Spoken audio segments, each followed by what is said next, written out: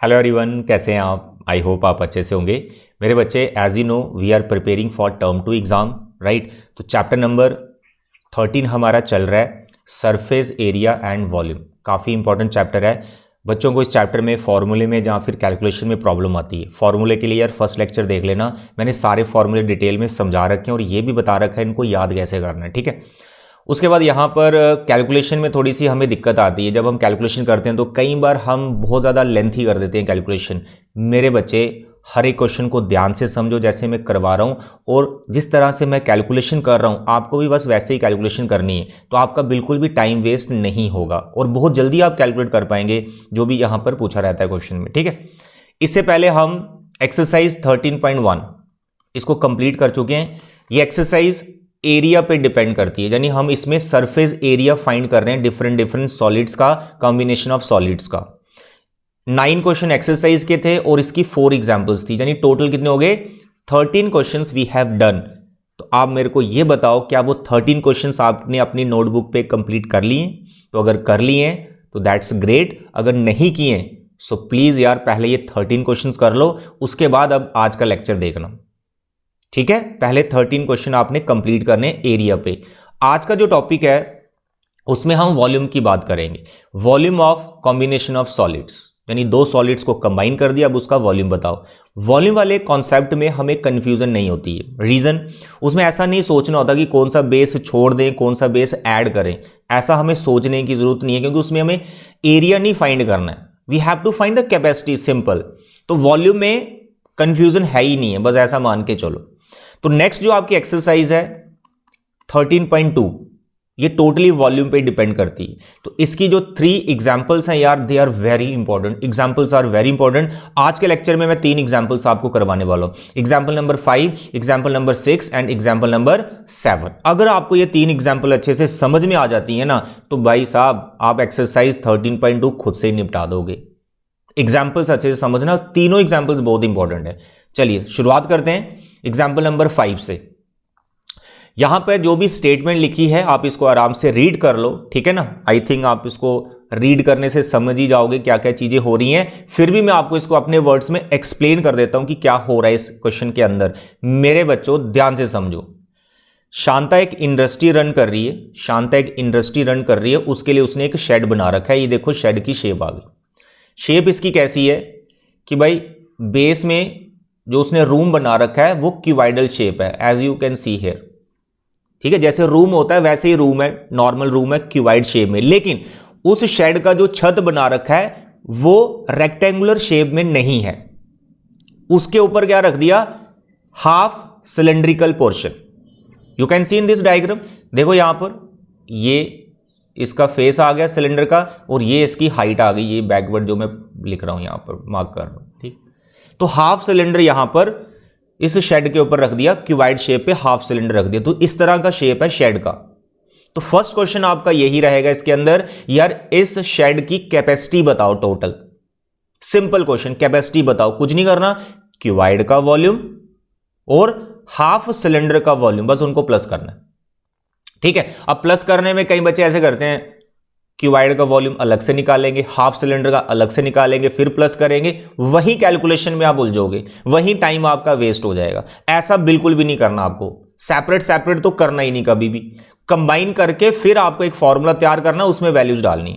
मैं करूंगा, आप देखना मैं कैसे करके आपको दिखाता हूं मेरे बच्चे। और सेकेंड क्वेश्चन इसके अंदर क्या है कि इस शेड के अंदर शांता ने कुछ मशीन्स रखी है, मशीनरी पार्ट है कुछ इसके अंदर। तो भाई जो मशीन्स इस शेड के अंदर रखी हैं उन्होंने भी तो कुछ कैपेसिटी, कुछ वॉल्यूम कवर कर लिया। जैसे आप अपने रूम में बैठे हो तो रूम की जितनी कैपेसिटी है, कुछ कैपेसिटी तो आपने भी तो उस रूम की ले ली। तो अगर हम बात करें आपकी कैपेसिटी को हटा के रूम की कैपेसिटी कितनी बची, तो भाई जितनी रूम की कैपेसिटी है उसमें से आपकी कैपेसिटी को माइनस कर देंगे, रिमेनिंग कैपेसिटी आ जाएगी, remaining air in the shed आ जाएगा, remaining air in the room आ जाएगा। सेम स्टोरी सेकंड क्वेश्चन में इसी के अंदर है। क्या? शेड के अंदर मशीन्स हैं और 20 वर्कर काम कर रहे हैं, मशीन्स हैं और 20 वर्कर्स हैं, तो उन्होंने भी तो स्पेस कवर की, उन्होंने भी तो एयर कवर की।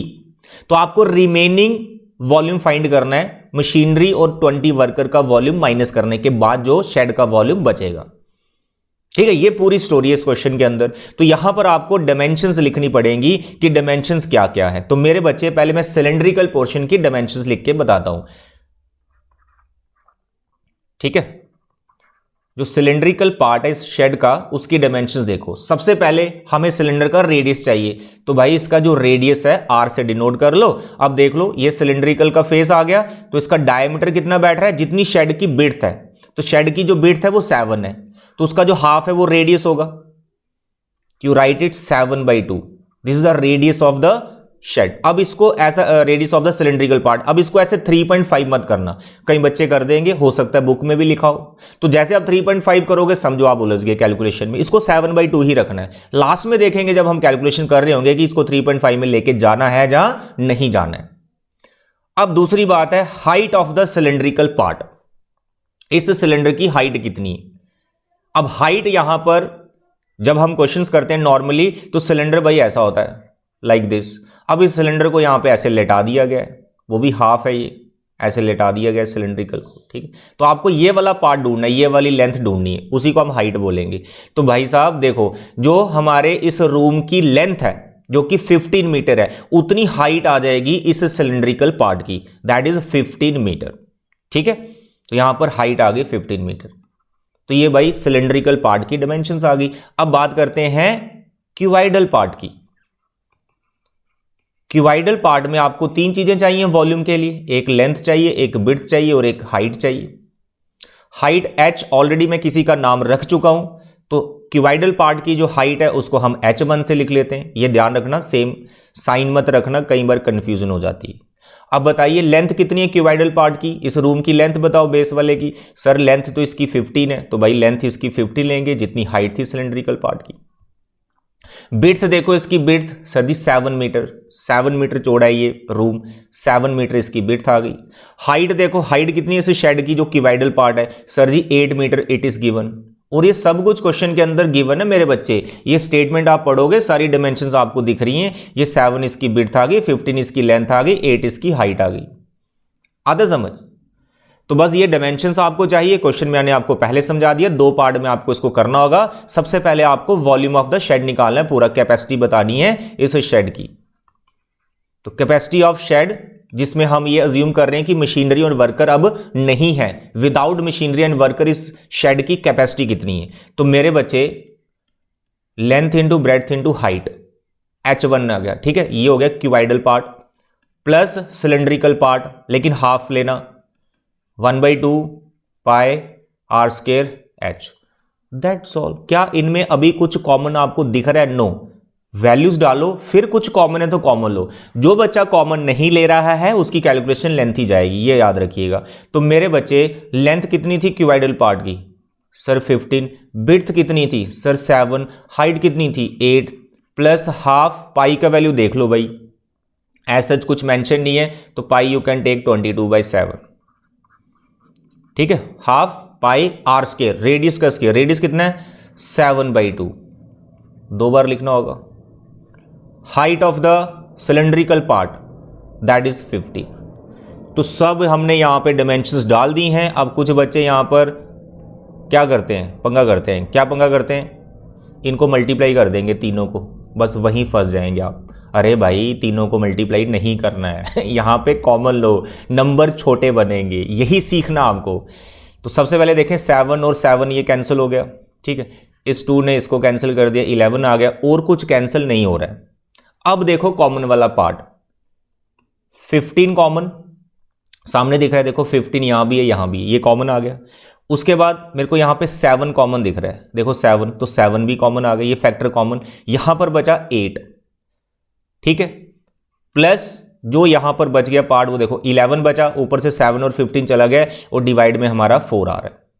भाई देखो कितने छोटे छोटे नंबर बना दिए। कहां आप इन 3 बड़े बड़े नंबर को मल्टीप्लाई करते तो उलझना तो था ही फिर हमने कैलकुलेशन में। ये चीज आपको सीखनी है यहां पर। ठीक है, अब 15 7 सबको ही पता है सर, ये आ गया आपका 105, इतना तो कर लेंगे हम।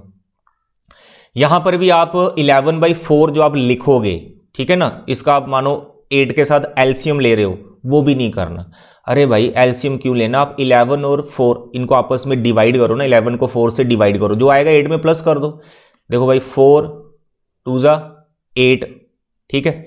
फिर लगेगा डेसिमल 8 आया था तो 4 2 ज़ा 8, 3 आया 30 एंड 7 ज़ा 28, 2 5 ज़ा भाई 2.75। तो मेरे प्यारे और दुलारे बच्चों देखो 8 और 2 को प्लस करना है, इट इज 10.75। अब भाई इन दोनों को तो मल्टीप्लाई करना पड़ेगा। अब देखो कितना टाइम मैंने आपका सेव किया। अगर आप इन तीनों को मल्टीप्लाई करते, यहां सबको मल्टीप्लाई करते, बड़े बड़े नंबर आते, फिर उनको प्लस करते, फिर आपको दिक्कत आती। तो यहां पर कॉमन लेने वाला कॉन्सेप्ट आपको सीखना ही है और ये मल्टीप्लिकेशन बड़े आराम से आप कर सकते हो। तो यहां पर ये इसका जो भी रिजल्ट आएगा that is the capacity of the shed. ये सब मीटर में है, capacity of the shed it is metre cube, volume को रखना है मीटर में। आगे शेड की कैपेसिटी, नेक्स्ट क्वेश्चन क्या है इसका, मशीनरी और वर्कर भी हैं अंदर। अब ऐसा मानो और उनको अगर हम अंदर रखते हैं तो अब कितनी कैपेसिटी बच जाती है शेड की, तो भाई उनकी जितनी कैपेसिटी है वो माइनस कर दो। अब देखिए यहां पर next part, now capacity of shed, ठीक है, ऐसे लिख लो रिमेनिंग कैपेसिटी, ठीक है, remaining capacity of shed, machinery और वर्कर अंदर अज्यूम करते हुए। तो पहले शेड की कैपेसिटी कंप्लीट लेनी पड़ेगी जो अभी आपने निकाली, 105 इंटू 10.75, ये हो गया।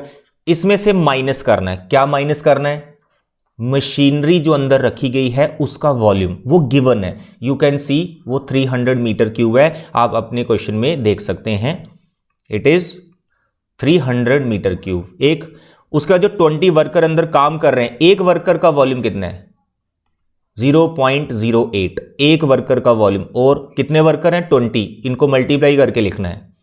तो 300 एक हो गया, इसमें से इसमें प्लस करना है 20 इंटू 0.08 है ये, ठीक है, 105 10.75 माइनस 300 प्लस, भाई 20 को 0.08 से मल्टीप्लाई करोगे 8 2 ज़ा 16 6 1 1.60, इनको प्लस करो।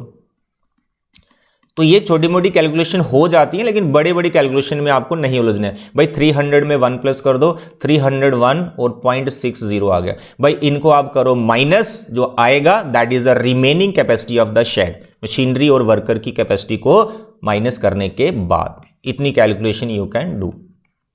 आता समझ, मीटर क्यूब है ये, सेंटीमीटर नहीं मीटर क्यूब। ओके, तो ये थी फर्स्ट एग्जांपल जो कि काफी इंपॉर्टेंट है, अच्छे से बच्चे इसको करना, नोटबुक पे नोट करना और बार बार प्रैक्टिस करना इसका, ठीक है, याद ही हो जाएगा आपको ये। नाउ द एग्जांपल नंबर 6, ये भी बच्चे बहुत इंपॉर्टेंट एग्जांपल है, वेरी इंपॉर्टेंट। यहां पर इस क्वेश्चन के अंदर जो पूरी स्टेटमेंट है उसको ध्यान से समझो मेरे बच्चे। देयर इज अ सिलेंड्रिकल गिलास, राइट, ये आपके सामने, ये वो गिलास है जिसमें आप जूस पीते हो। आप शॉप पे गए, शॉप वाले को बोला एक गिलास जूस दे दे भाई, उसने दे दिया जूस। आपको ये लगा कि आपने पूरा गिलास भर के जूस पिया है, बट एक्चुअल में इस गिलास के अंदर क्या हो रहा है, इस गिलास में क्या हुआ है, बेस में अंदर वाली साइड, इनर साइड, एक हेमिस्फेरिकल पोर्शन रेज किया गया है जो आपको बाहर से दिखाई नहीं दे रहा है। ऐसा आप मान के चलो कि बाहर से गिलास आपको पूरा सिलेंड्रिकल दिख रहा है, आप सोच रहे हो उसका बेस सर्कल है, पूरा बॉटम सर्कल है, अंदर पूरा प्लेन है, वो पूरा जूस भर के आपको गिलास मिला है, ठीक है। बट मेरे बच्चे यहां पर इस क्वेश्चन में बताया गया है कि जो गिलास है उसका जो इनर पार्ट है अंदर वाले साइड से, जो उसका बेस है वो हेमिस्फेरिकल साइज का रेज किया गया, ये पोर्शन रेज पोर्शन है, ठीक है।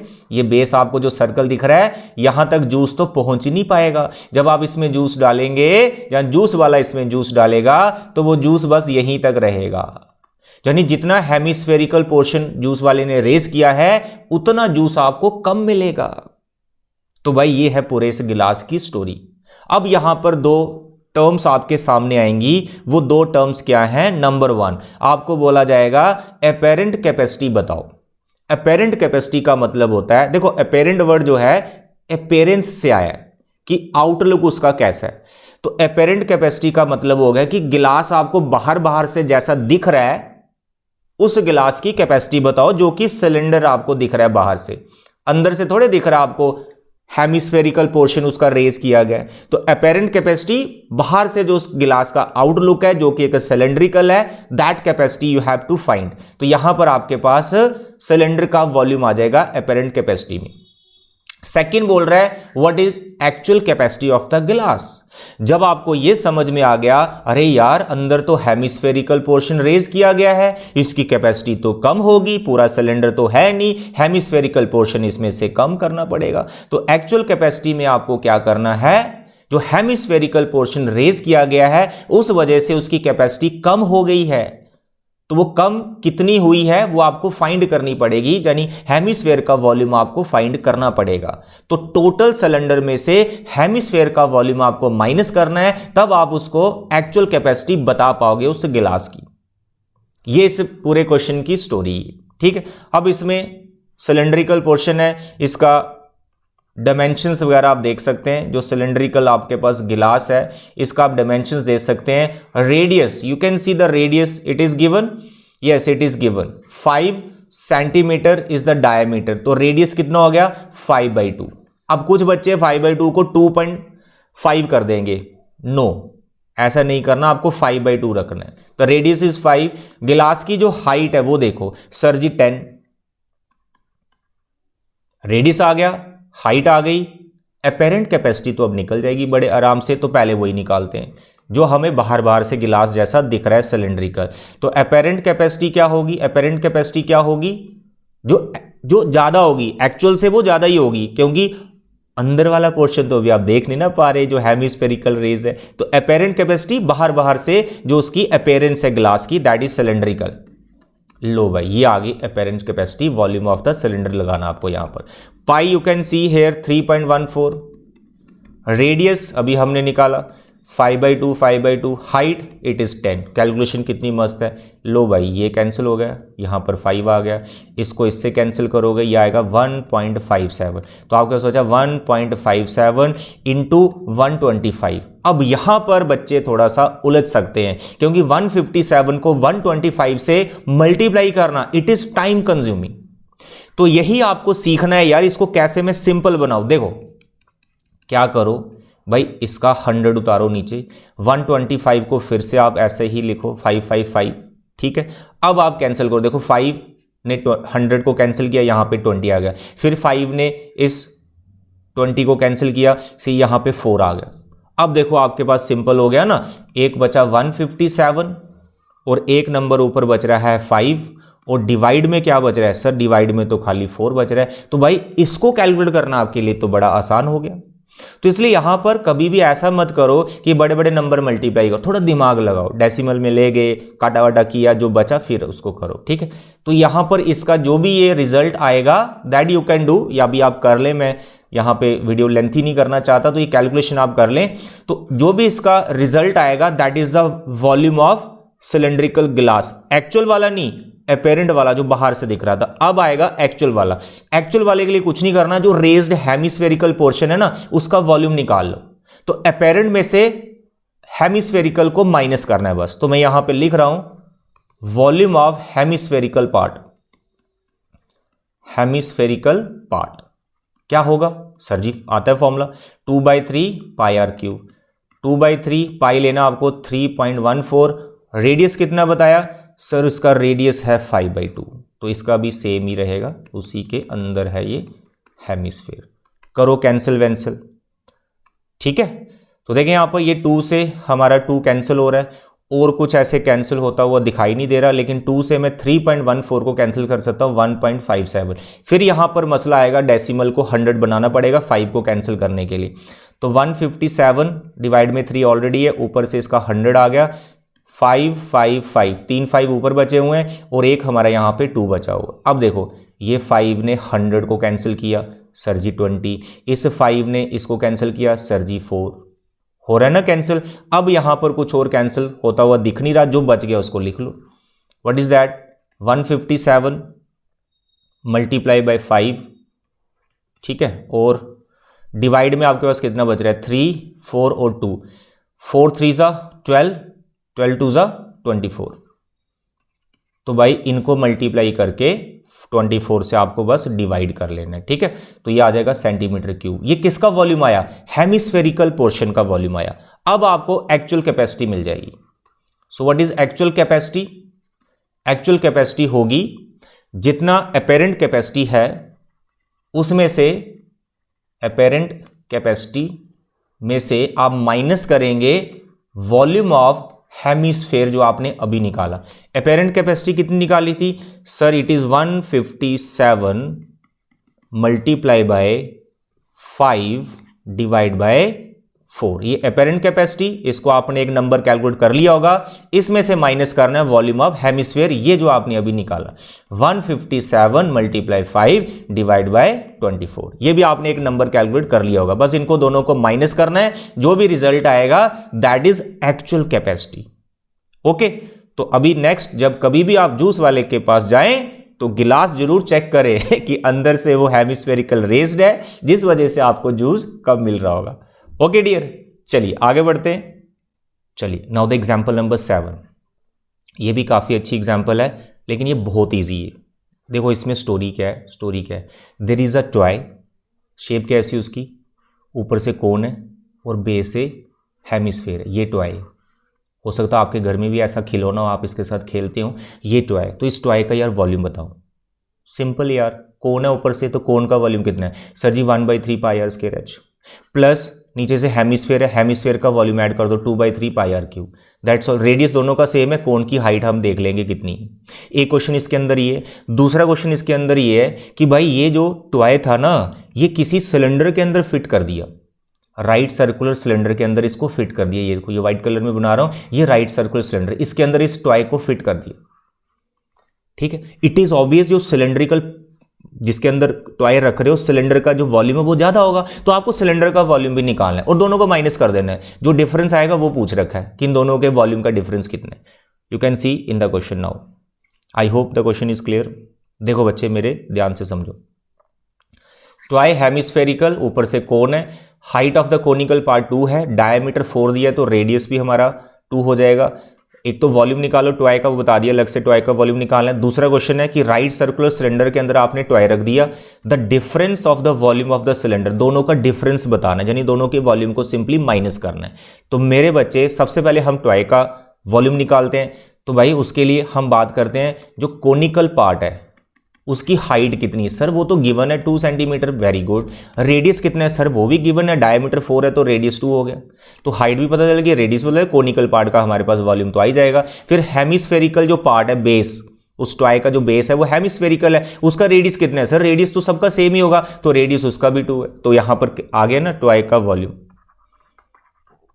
तो वॉल्यूम ऑफ टॉय तो आ ही गया, कितना? कोन का 1/3 पाई आर स्क्वायर, इसमें हेमिस्फेयर ऐड करो 2/3 pi r cube, that's all. अब यहीं पर वैल्यूज मत डाल देना भाई, जो कॉमन दिख रहा है कॉमन लो, तभी तो कैलकुलेशन मस्त होगी हमारी। 1/3 कॉमन आ गया, पाई कॉमन आ गया, आर स्क्वायर कॉमन आ गया, पीछे क्या बच रहा है? यहाँ पे h बच रहा है। 2/3 में से 1/3 चला चुका है, यहाँ पे 2 बचा, पाई जा चुका है, आर स्क्वायर जा, यहाँ पे r बच रहा है, दैट्स ऑल। अब डालो वैल्यूज। पाई देख लो, कुछ बोल रखा है इसने सर, बोल रखा है 3.14, तो भाई पाई का वैल्यू आप ले लो जो उसने बोल रखा है 3.14। रेडियस सर वो तो हमने ढूंढ लिया था 2 है, तो रेडियस को लिखो 2, 2 बार लिखना। हाइट कितनी सर? कोनिकल पार्ट की हाइट 2r, 2r मतलब रेडियस का डबल, रेडियस का डबल बोले तो डायमीटर, डायमीटर डायरेक्ट डालो, यहां पर 4 हो गया। तो मेरे प्यारे और दुलारे बच्चों देखो इधर, यहां पर बच रहा है 6 डिवाइड में 3, ये कट गया, तो आपके पास आया 3.14 इंटू 2228 हो गया। भाई इन दो नंबर को तो मल्टीप्लाई कर सकते हो ना, बड़े मज़े से मल्टीप्लाई हो जाएंगे। चलो मैं करके दिखा देता हूँ। 8 4 ज़ा 32, 2 3 कैरी, 8 1 ज़ा 8, 8 and 3 sir 11, 11 1 sir 1 carry, sir 8 3 ज़ा 24, 24 एंड 1 सर 25। तो भाई ये आ गया आपके पास 25.12 centimetre cube. This is the volume of toy. हो गया एक पार्ट। अब हमें सिलेंडर और इस टॉय के वॉल्यूम को, इनका डिफरेंस निकालना है। तो आप सिलेंड्रिकल का वॉल्यूम निकालो, क्योंकि टॉय को तो निकाल दिया, फॉर्मूला कंप्लीट दोनों का लिखने की जरूरत नहीं है, सिर्फ आप लिखो वॉल्यूम ऑफ सिलेंड्रिकल पार्ट, ठीक है, वॉल्यूम ऑफ सिलेंडर लिख लो simply, that is pi. Radius क्योंकि सेम है तो उसको आर ही लिखूंगा। हाइट जो सिलेंड्रिकल पार्ट की है उसको कैपिटल एच से लिख लो। यहां पर आपको मुसीबत बनेगी, हाइट सोचनी पड़ेगी। हाइट, रेडियस तो आपका 2 ही है, उसका हाइट कितनी होगी मेरे बच्चे देखो, ये कौन है, ये कौन है, नीचे ये हेमिस्फेयर है, ये कोन की हाइट और हेमिस्फेयर का जो रेडियस है, इनका टोटल करेंगे तो सिलेंड्रिकल पार्ट की हाइट बनेगी। तो इसका हाइट कितना था 2, इसका रेडियस कितना था 2, तो सिलेंडर की हाइट कितनी आई 4, तो सिलेंड्रिकल पार्ट की जो हाइट है वो 4 है। बस बच्चे इसको कैलकुलेट कर लो। तो I think you can multiply 2 2 4 4 4 जा 16। भाई इसको मल्टीप्लाई कर लेना, बस इनको आगे माइनस करना है। तो आपको क्या चाहिए, डिफरेंस।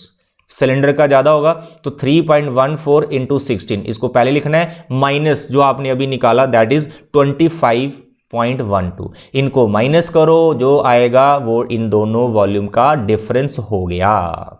तो मेरे बच्चे ये थी हमारी एग्जाम्पल नंबर 7, 5, 6, 7 तीनों एग्जाम्पल्स बहुत इंपॉर्टेंट है। एक बार कॉपी पे अच्छे से इसको प्रैक्टिस कर लेना।